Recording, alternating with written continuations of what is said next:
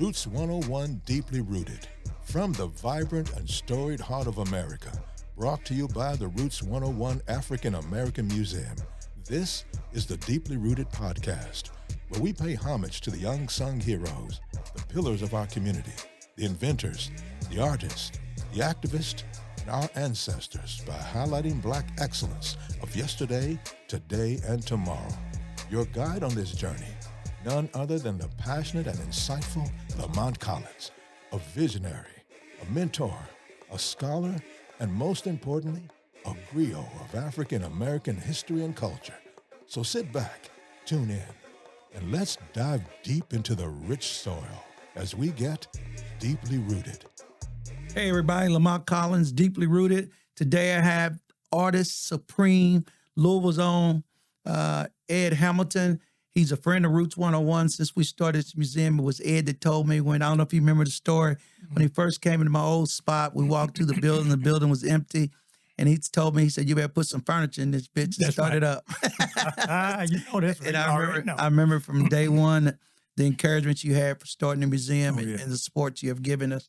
But let's talk about Ed Hamilton. Let's talk about Deeply Rooted. Let's talk about Roots 101. So tell everybody who you are, because everybody don't know Ed Hamilton as much as you think they might. Well, I tell you, Lamont, I am very fortunate that I'm a product of 6 and Walnut Street. I grew up in the heart of the Black business district. My dad was a tailor and my mama was a barber. And I saw people going to work every day, you know. And that was so important to my psychic. And, of course, I ruled the streets. I ruled it on roller skates. I ruled it around the corner in the park and around the school lots, you know, with our friends and things. So I'm actually born in Cincinnati, Ohio. But Mom brought me here as early, probably about 2 or 3 years old, you know, at that time. And actually, quiet as it's kept, it shouldn't be quiet as it's kept because it's public record. I was adopted. Right. I remember that story. Yeah. You told me that story about 5 years ago, 4 years ago. So thank God that Amy Jane Hamilton came to Cincinnati and plucked this little boy at that place. And all else is history, man. Yeah. And I remember when you talked about finding out you were adopted by looking under the bed of your mom or who you called your mom. And let's talk about that. How traumatic was that, or was it traumatic when you found that out? Well, you know, Mom had gotten sick, and I needed to get her to the hospital. And so I was looking for all her vital information, you know, and elderly people hide things, you know. I found money under a lamp. I found stuff under the bed. But what happened was when I pulled that mattress up, just kind of looking, not expecting to find anything really, there was a little change purse under there. But I didn't think nothing about it at the time because I had my bag full of other stuff that I've gotten from her, and I just threw it in the bag. Well, we got to the hospital, and they kept her, and it took pretty much all night to get her settled in, see. So I grabbed the bag, man, and came on home, had me a little hit of Woodford, and sat there, and I didn't think no more about it. And I was going through the bag, and I pulled out the little change purse, and I said, I wonder what's in here. And so when I opened it, all I saw was this kind of yellowish paper folded about 4 or 5 different ways, see? And I unfolded them, and I thought, oh, my God, it was true. I was adopted. That was the original adoption papers. So it wasn't that it was so traumatic. What it was is I'm glad that I did not find out when I was much younger because I don't know how that would have played out, you know what I'm saying? But being grown, I kind of deal with it.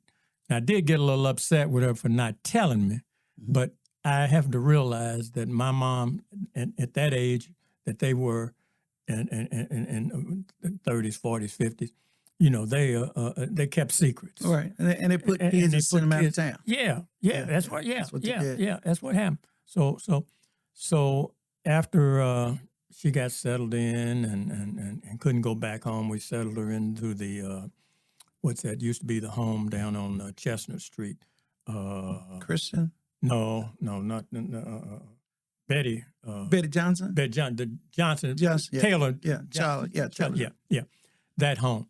And so I just took upon myself, man, I really wanted to find out now who was my real mother, who was my birth mother, Because I think my importance of trying to find out why, not so much the why, but I needed to know my health history. See? So how old were you about this time when I found out? Yeah. 57. Oh wow. Okay. Yeah. Okay. So I'm thinking all that good blood that I'm being raised with is going through my veins. Right.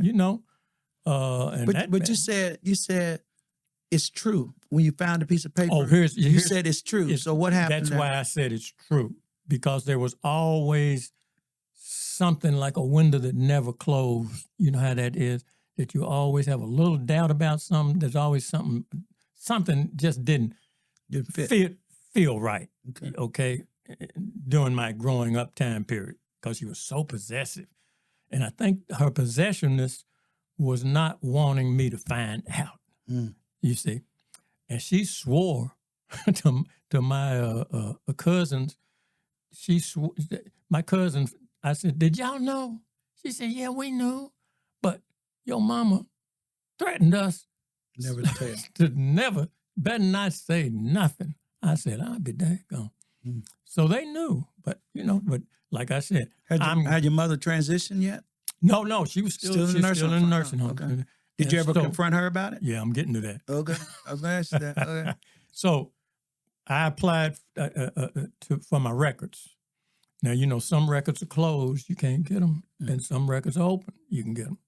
And it depends on if the person who you are born from want to be found. Right. In this case, she really wanted to be found. Okay. Yeah, she really did. She beautiful. Just a beautiful person. But anyway, long story short, I went and got the records, and that's where I found out. Well, my God, I was only born an hour or two away up in Cincinnati, and my birth mom lived in Dayton, Ohio. Wow. See. So as my mom was kind of transitioning, I'd sit there and I'd talk to her, and I never will forget one day I leaned over and I said, "Mom, I found my birth mother." And I saw this gleam of smile come to her face, but then it was just, she never said nothing. To this day, she never said nothing to the effect that, "Son, you were adopted." As far as she was concerned, I was her baby. Right. See, she just gave you approval that you found. That's it. Yeah, and then that was it. And so I had 13 good years with my birth mother. Found out I had siblings. Found out I had 2 brothers and 2 sisters. And isn't that phenomenal? Yeah. And when I discovered them, man, I was greeted with open arms. Totally. So and I know we talked about this before, your birth mother, was she even related to the mother that you called your mother? Oh, no. They were not related? No. They didn't. So she got it. She knew. So through adoption agency or something, she got it.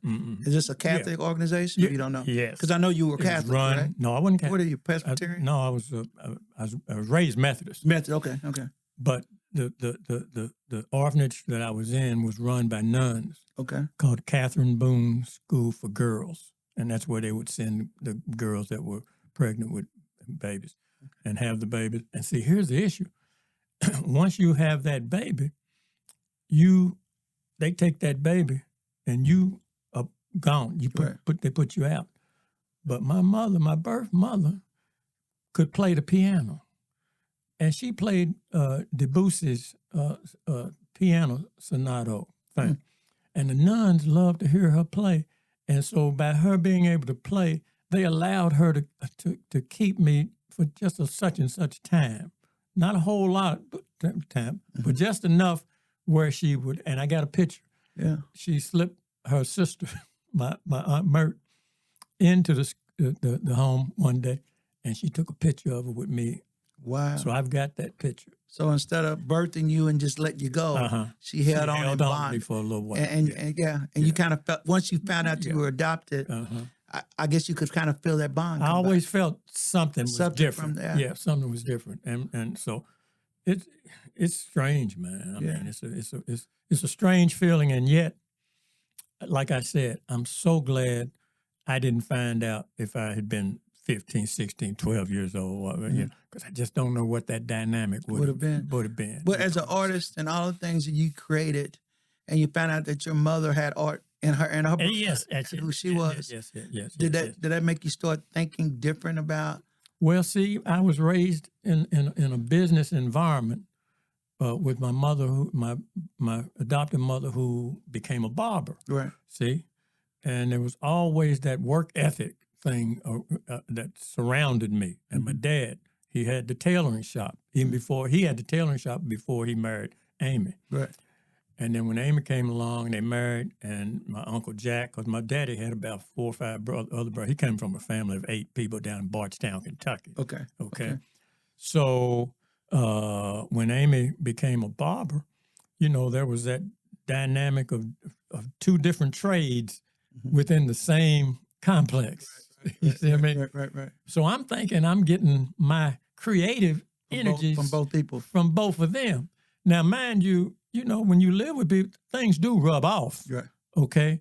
But I had no idea that my birth mother had artistic leanings as well. Yeah. See? Yeah. So when I was graduating from art school, she was graduating from design school in Dayton. Wow. Mm-hmm. She could sew proficiently. She was a great seamstress, okay? Made all my sister's wedding dresses and things. And when we found each other every Christmas, she would send us handmade scarves and stuff, and cookie boxes, cookies and things. Oh, man, it was just my birth mother and my adopted mother, aside from the love they both had for me, was different as night and day. I have a binder this thick, full of letters that this woman sent me once we found my birth mother. Oh, my God. The most loving letters, written hand letters to my daughter, to my son, to my wife, And you being a sculptor and her being a seamstress, she was sculpting clothing where you were sculpting clay. So now, and she also, at that time, she was working as a Mary Kay salesman. Now, check this out. Detroit, Michigan. 1987, I installed the Joe Louis Memorial in Cobo Arena, right? Okay. Mary Kay Corporation had a conference. She was there. So when she found, when we first talked on the phone, I was telling her about what I did, because she didn't know anything about what I did. And I said, I created this monument of Booker T. Washington, Hampton Institute, and I did Joe Louis in Cobo Hall. She said, wait a minute, you did Joe Louis? I said, yes, ma'am. She said, she stood in front of Could feel it.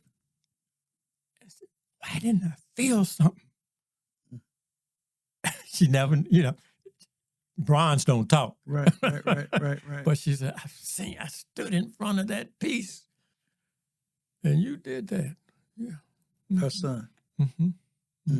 So, Yeah. I mean, you can't. Nothing but God. Yes, that's God. But here she is, a creator, creator just like you are. Yeah. I can see her having a gown and sculpture a woman's figure, just like when I come to your studio, and you have all these figures that you construct too. Some finished, some unfinished. That's and right. I say so. That's right. I remember you told me this story about 4 years ago, and it's as powerful then it is now. So when did you ever feel like, let's say when you found out that you were adopted, right? Did you have to go back and go, who really created me? Was it the parents that I was raised, which they did, or was her creativity? Whose creativity was inside of Ed Hamilton? Did you ever wrestle with that? Well, I would think biologically there's got to be the bloodline from my birth mother. No question about the DNA. Right. But we learn from other people The race, that we stay with, live with, emulate. Right. You see me? Did you ever find out the dad? Did you ever find out who your dad Oh, well, was? that's That's a different story. Yeah, I found that. Yeah. But in spite of. In spite of. That was it. Yeah. So when you look at Ed Hamilton, and you're known all over the world, and some of the people that's listening to the podcast may not know what all you've done, can you share Ed Hamilton's work with us? Well, after I graduated from art school, I was teaching ceramics and sculpture at Iroquois High School. Now, when we would buy supplies and clay for school, the place where I would buy it was on Frankfort Avenue, 2031 Frankfort Avenue. Now, it just so happens that the building housed two businesses. One was the ceramic shop where you buy supplies, but there was a wall that separated it. And who was on that other side but the eminent sculptor in this town by the name of Barney Bright. Now, Barney Bright, I started following his works when I was in art school, okay? Now, and I always said, man, I wish I could meet this cat, man, So one day I'm out getting clay for school, and Daniel King, who ran that ceramic shop, loved to talk. You go in there, you just can't go in and just back and just leave. He gets you in a conversation. So we stand there, we talking, and I said, oh, Dan, I got to get out of here, man. I got to get back to school. So I load up the car. Now I'm sitting out in front of the place, and I can see the ceramic shop front door, and I can see Barney Bright's front door. Now, it's the 70s. It's 1973. I got this big fro, baby. I mean, beautiful, man. Oh, when I move my head, my fro shake a little bit. You know what I'm saying? John Cornelius. I got pictures of it. I got pictures. Yeah, you see. Look, so I'm sitting in that car, and this has got to be the preeminent situation that propels me to where I'm at today, okay? So I'm sitting in the car, and I'm looking, I'm thinking, well, he ain't gonna let me. I'm rationalizing, this white man, he ain't gonna let me. And, he's gonna look at me and say, now, maybe he's not there. See, I might knock on the door, he might not be there. I started to turn the key in the ignition, and I looked up, and all of a sudden, he came out the front door. This is destiny. This is fate. He came out the front door to check his mail in the mailbox that sat on the wall next to the door outside. It was then, somehow, I got my feet and legs out of that car. I walked over there very carefully, and I introduced myself to him.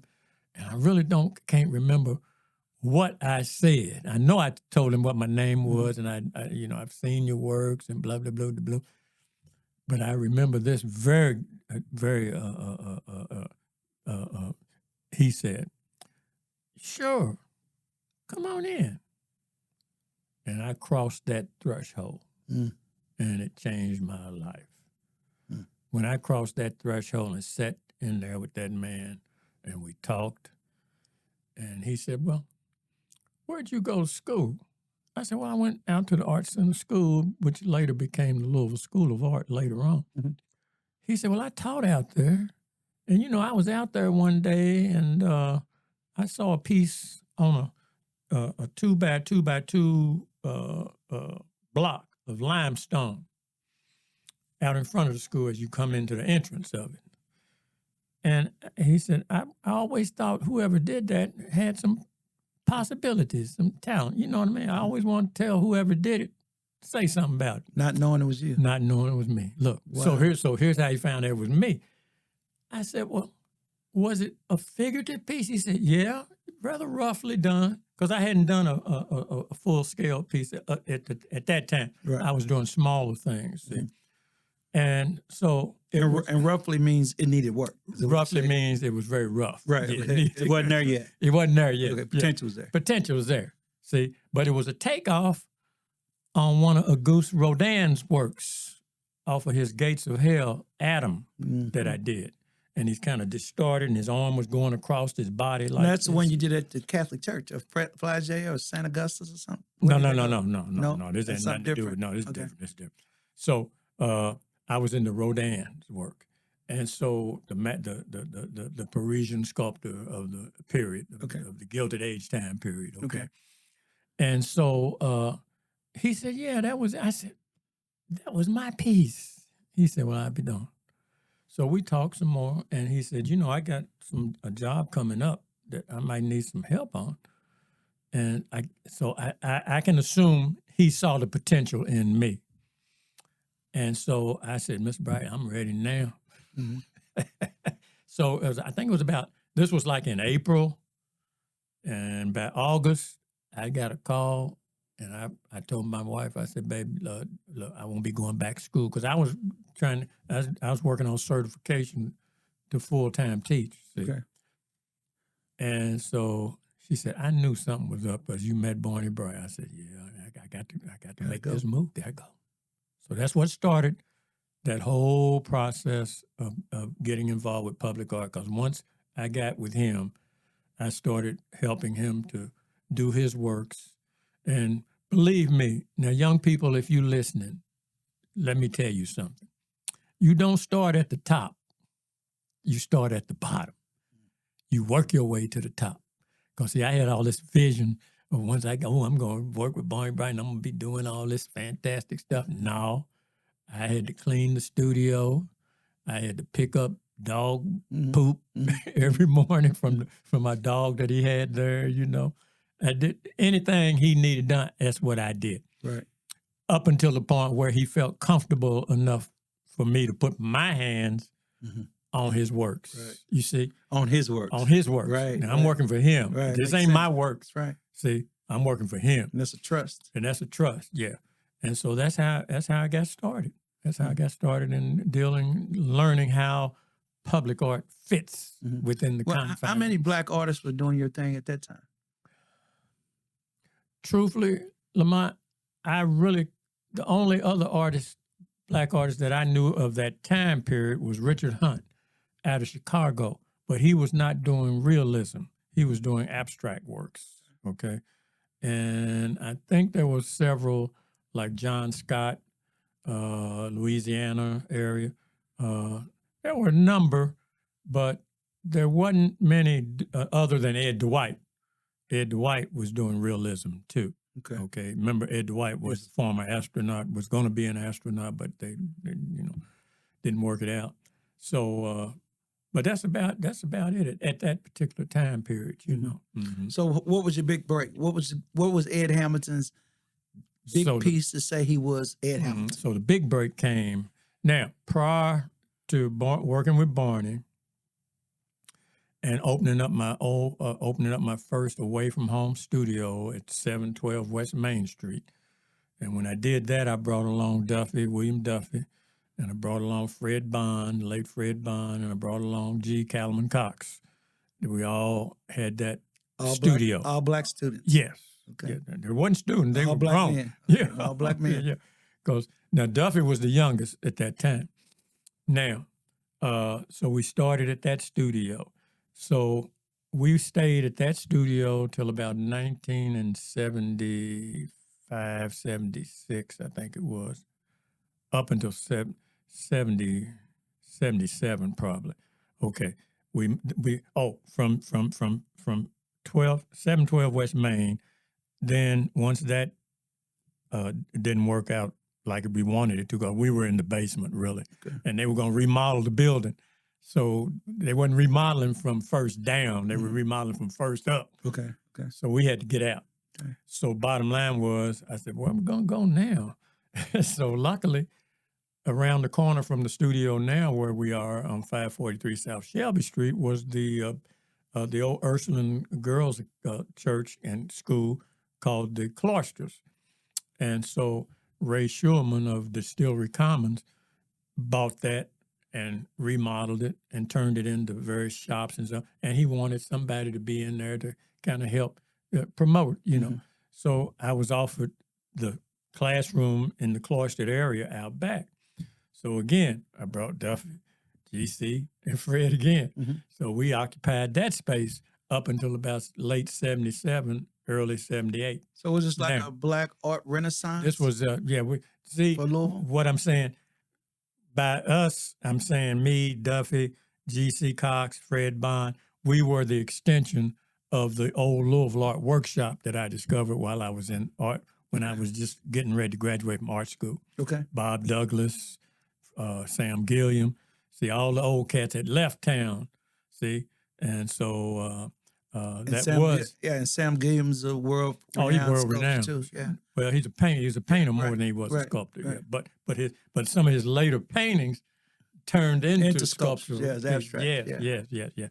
So we continued the role of educating our peoples and wanting to provide knowledge of how to become an artist. See, Right. that was our role. See, Okay. that's what we tried to do. So what happened was when Ray Schulman's thing didn't pan out like he wanted it, and he had to, sell it or get rid of it, we had to leave again. I thought, well, we can't keep moving around, man. Where we gonna go now?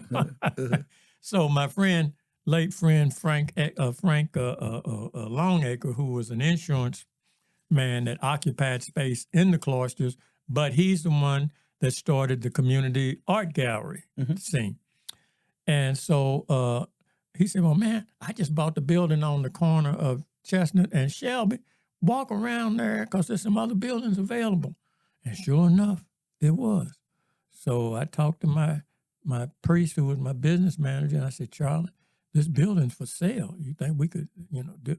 So we put a package together, and God blessed us with it and been there ever since. So that was 1978. Now, fast forward from 78, occupied it until 80 to 83 is when the real public art piece broke, okay?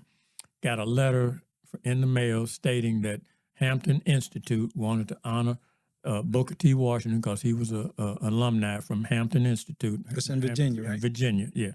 And they needed somebody to build a heroic monument of him, okay? And what I found out was Kenneth Victor Young, who was a part of the Sam Gilliam time period, because he was around here too, but he worked for Smithsonian Institute. And he would come home to visit his parents every year during the holiday season, and we'd hang out, me, him, GC, Cox, Sam, and all of them. And so what happened was this. He was at a museum conference in D.C., and a lady by the name of Jean Ziegler was the museum curator on Hampton's campus. And she went up and asked Ken, we need somebody. We looked at some people, but we're not satisfied with what we saw. Can you recommend somebody we could talk to? And, he said, sure. Contact Ed Hamilton down in Louisville, Kentucky. That's when I got that letter. Wow. And I didn't have the work at that time to show them that I could do that, because I wasn't doing that type of work. I was doing religious work. I was doing Mother Mary's, processional crosses, tabernacles, candle holders, Jesus's. Right. See? Right. So I couldn't send them Jesus, Well, you could have, but... I could have, but it didn't look like Booker T. Right. See? Look. So what happened was I immediately ran down to Western Branch Library, and I said, Carmen, I need all the books on Booker T you can give me. And she pulled them out, and I took them back with me. And there was one picture in one of them books that caught my eye, and that's the picture I used to portray his portrait. And I did a portrait of him, not a full figure at the time. I just did that one facial portrait of him in clay. And that's what I sent back to them, and that's how I got that job. Wow. Yeah. And then you went to the other black universities, or what? What was your next step? Well, what happened after that, I thought the world was my oyster. But there wasn't nobody knocking on the door. You know what I'm saying? Yeah. But what ended up happening was another commission came along. I'm in Nashville now. The late Earl Hooks, we'd hang out with him and Greg Ridley from Fisk University because he was chairman of the art department at that time. And he said, "Man, did you get this letter?" And I said, "No, what is this?" And it was a letter from New Haven, Connecticut, wanting to commission a sculptor to create a monument of Joseph Sinkay of the Amistad incident. And I said, but the catch was, I only had 2 weeks to get something in because the timetable, if I had not been in Nashville at that time, I wouldn't have never known about the Amistad Commission. So he gave me that letter. We beat it back to Louisville, and I sent my package, my slides of my Booker T, and I had done Joe Louis. Yeah, I'd done Joe Louis was before the Amistad. Yeah. That was another letter that came. Is that the Joe Louis mold I have in the museum? Because I got a mold of Joe Louis you did. Yeah, you got the actual. See, I did 2 versions of Joe Louis.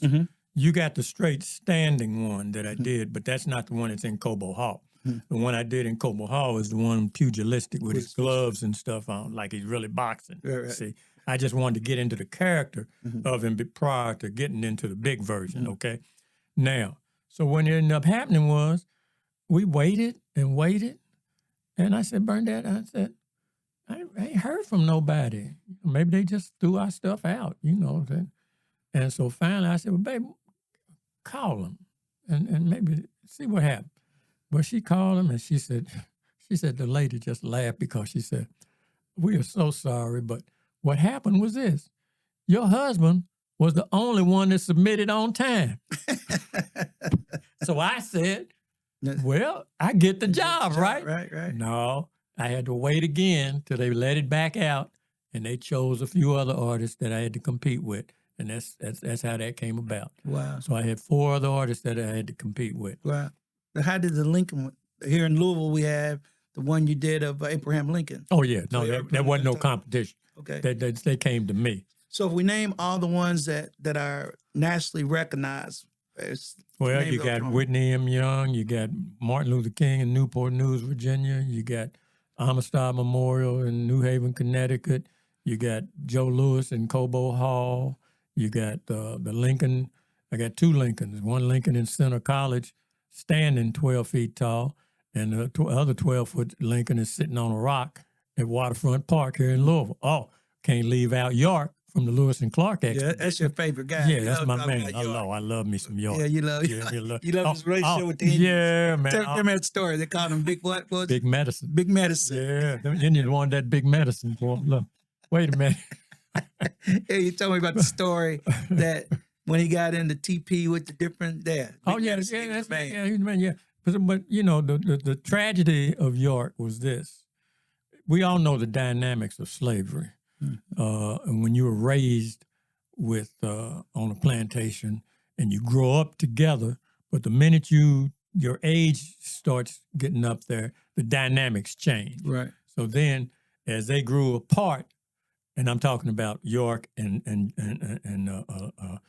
not George Rogers, William Clark. Right. See, George Rogers Clark is the brother of William Clark, and George Rogers Clark is the one that everybody so-called founded Louisville. Okay, and he was during the Revolutionary time. See, so William Clark and York grew up together on their dad's plantation. And when it came time to look and investigate a route to the Pacific and back, Thomas Jefferson is the one that put this thing together. And he charged William Clark and Lewis Meriwether to co-captain to put together a team and to go. And so we can only surmise that Clark told York, pack our stuff and let's go, So here's a man who was indentured a slave and had only so much limited, ways of living. We don't know what happened to him, see? And we like to think that after everybody got back from the expedition, they got land, they got money, they got accommodations. They even went to the White House, but he couldn't go. They didn't let him go, see? And so we like to think, and Clark says, well, he died of cholera in Tennessee. We don't know that for a fact, you know. Well, I put him in a dray business, and that didn't work out. We don't know that's a fact because we don't know if York could even read or write. Don't know. Now, he might have been able to picked up that, but we just don't know. There's no definitive proof that he wrote anything down. But I think the beauty of Ed Hamilton's work is you see the strength of the people in the work. Even if you don't know them. And I think when I came to your studio one time, I asked you, did they talk to you while you put them together? Oh, man, they talk too much. And then you said they do talk to you, right? Yeah. Give me an example. Look, one day when I was working on the Spirit of Freedom, and each day I would come in and I used water clay when I would work on them. See, the boys on the front of the piece, 3 soldiers and a sailor. See, now I'd cover them up at night, mist them up, and put this I created this big, huge plastic bag that I would pull from a rope up and then pull it down around them and keep them moist. Got to keep clay moist because if you don't keep it moist, it dries out. See.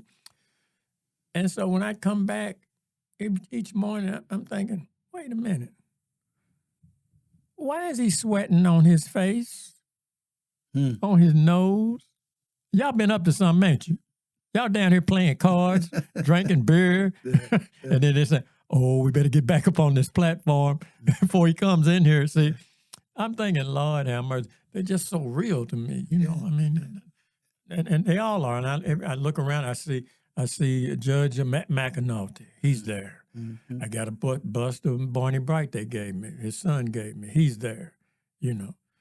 York's there. So you can imagine Lincoln's there. So you can imagine them all sitting and talking. Frederick Douglass is there. Yeah. You know what I'm saying? So how does it feel knowing Martin Luther King's there. Yeah, but how does it feel knowing it came from your hands? How does that make it feel?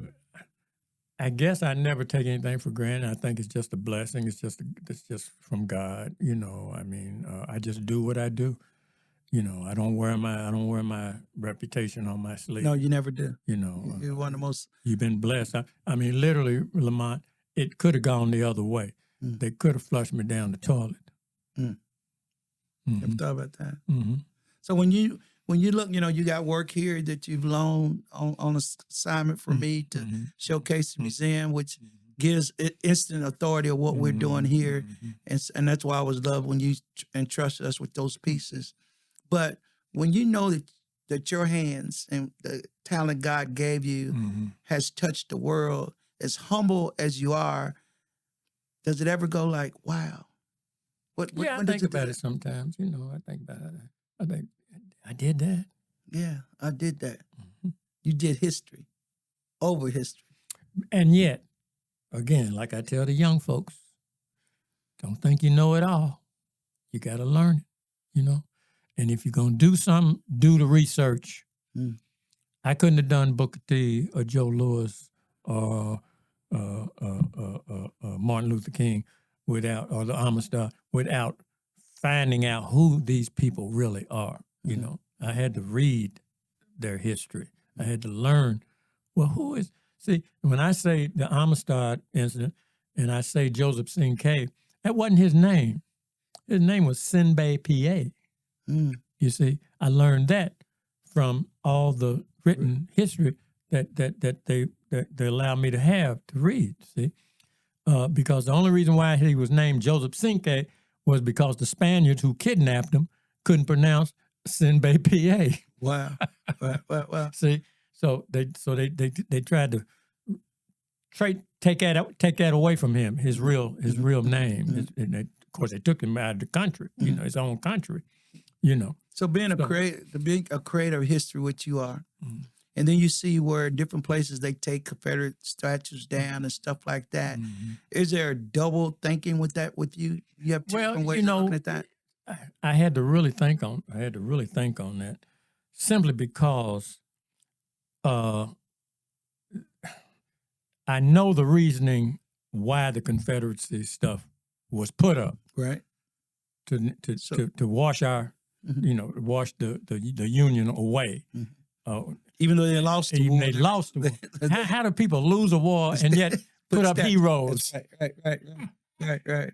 But as an artist, there are some statues that have been done that I recognize that have good quality workmanship. You know what I'm saying? Mm-hmm. And then I get sad about, gee, I'm so sorry y'all made that for the wrong reason. Mm-hmm. You know what I mean? You should have made it for the right reason, Right. for the Union side, not Right. for the Confederate side. Even though you do good work, Mm-hmm. you know, it's just to say that's just the way it is. Okay. And we look at art subjectively, you know, Mm-hmm. and it's not that I'm hero worshiping what they've done artistically, but I have to give due sometimes the way a cat handled his stuff, man. Mm-hmm. I said, oh man, that dude worked out on that. Right. But it's the wrong piece. Yeah, for the you have to wrong, look at it both ways. yeah, you gotta look at it both ways. It's the wrong thing. See? So do you think, you know, I always say, you know, history has been told, and I'm more like this. I hate seeing those monuments put away. Mhm. I'd rather see them stay and put and have an asterisk sign Yes. telling what Now, it really here's was. why. This is why. This is a Yeah, problem I with this would agree. statue. I would agree. And leave it. And I think I'd you, agree. you find, you know, not that you're scared of white America, but black backlash. You just want to say, maybe this is not, it's worth fighting for, but let's fight it in a different way. Let's keep it and let's educate you what should be on this statue. Y'all might have believed in what Yes, you were but doing, but that's not the truth of the but story. that's not the truth of Yeah, it. and you lost. And you lost the war. That's the main And you thing. lost. How can you, You know, The glorify daughters of the American Revolution, you know, the whole they- thing? yeah, So the as an daughters- artist, I would think you would say, leave it, but put an asterisk, explain American history Right, to right, it. right, And I don't right. think America's trying to explain it. They're trying They to don't bury it. They don't bury it.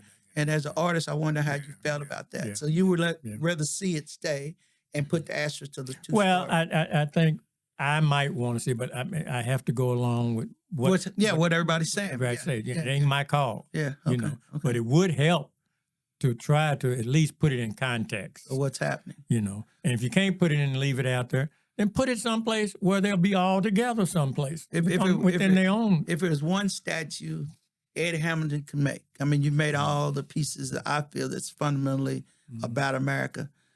Who would it be? Would it be Barack Obama? Who would it be if somebody came to you and say, Ed, we want you to do this one piece that may take you 3 years to do? Who do you feel would take 3 years of your life to create a piece that would live for the next whatever years? Who would that be? You know what I'd like to do? I'd like to get the 5 to 6 creators of the movement on the Washington. Pettis Bridge? No. Martin Luther's. Okay. The March on Washington. Oh, wow. Okay. The Pullman Porter man. What was his name? You know what I'm talking about. But I can't think of it right now. And I would like to have a group that I could put together as a group. I'd like to have walking together somehow. Frederick Douglass. Wouldn't there be some? That'd be all. Frederick Douglass, Obama, Yeah.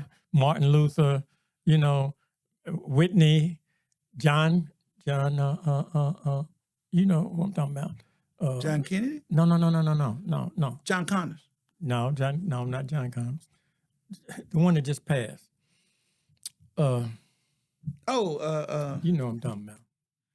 Yeah. See, when you get old, your brain cells. So you got me going. John, can't think of it. He was the young guy that was on the March on Washington, and they allowed him to talk, but they wanted to censor part of what he wanted to say. You talking about the one became senator? Yeah. Not John. I said Connors, but it's Not Connors. Lewis. Lewis. No, Thank it's you. not Not Lewis. Well, wait a minute now. It's John. John Lewis. John Lewis. That's it. Yeah. John Lewis. Yeah, but it was definitely Lewis. I was saying Connors, but yeah. So John Lewis. Yeah. Yeah, you can edit all that out. Right. can't I you? edited. No, we'll leave because in the deeply You rooted. got it. I got it over on the wall Yeah. in the protest Yeah. piece. Yeah. Yeah. So So some type of tabloid. if it situation. was one masterpiece That might for Ed Hamilton that to do, might be the masterpiece. it would be John Lewis, Mm-hmm. Martin Luther King, Barack Obama, Barack Frederick Obama, Douglass. Frederick Douglass. I put Lincoln in there with him. Put Lincoln in. Yeah. Oh wow, Mhm. that's interesting. Mm-hmm. Because he did he would Lincoln, be a or part because of he's the for the freedom. yes, Emancipation Proclamation. and it's because of Frederick Douglass Oh, Frederick was a bad boy. that told Lincoln, Yeah, this is our home. you better get our boys to fighting Yeah, because we saved your yeah. But yeah, and I talk about Frederick Douglass all the time. I always say he's the most educated man, educated by the whips on his back. That's and right. The books in That's his hand. right. That's right. That's how deep he was. That's right. But in closing, Ed, it's always a pleasure. I could talk to you forever. Well, You always drop by to give me support, saying keep on love going. this place, man. And You've done it, man. I'm telling you. well, thank you. Well, I ain't done it. I'm just trying to do it. This is our Smithsonian, baby. Thank you. I appreciate it. And so many people come from all over and say Oh that. yeah. They really I know. they take and talk about us on a national. Yeah. I'm proud of you. Well, I'm proud of you, man, Yeah. because when I was a kid, everybody talked about Ed Hamilton. Really. Yeah, I always talk about Ed Hamilton, and they talk about you today. So, this is Deeply Rooted podcast, and we cannot get deeply rooted till we pay homage to those that help tell our story, and nobody does it better than Ed Hamilton. His sculptures you can see all over this world, all over the United States. You done anything outside of the United States? No, I've only done one piece, and it's in Italy, Palermo, Italy. But it wasn't a sculpture; it was a print. Well, here's what we want to do before it's over with. If I have to raise the money while I'm raising the money to hold on to Route 101, we're going to put that 5-piece monument together. Yeah, let's do that. That would be beautiful, wouldn't it? Love that. It had to be in D.C., though, wouldn't it? Well, don't matter where it is, Because we everywhere. as long as it's got power to it, Let's work on that. power next. to the people. Yeah, power to the people. This is Lamont Collins, Deeply Rooted.